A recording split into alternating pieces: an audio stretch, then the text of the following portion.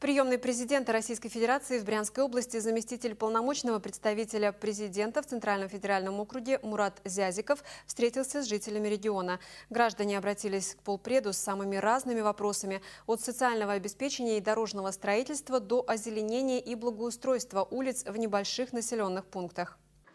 Также в ходе рабочей поездки в Брянск заместитель полномочного представителя президента в Центральном федеральном округе Мурат Зязиков встретился с губернатором области Александром Богомазом.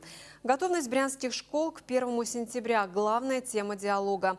Глава региона сообщил, что во всех образовательных организациях проведены необходимые работы.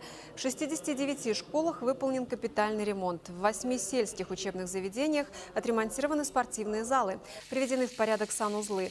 Закуплено необходимое учебное оборудование и спортивный инвентарь. На подготовку школ к новому учебному году из бюджетов всех уровней было направлено свыше 480 миллионов рублей.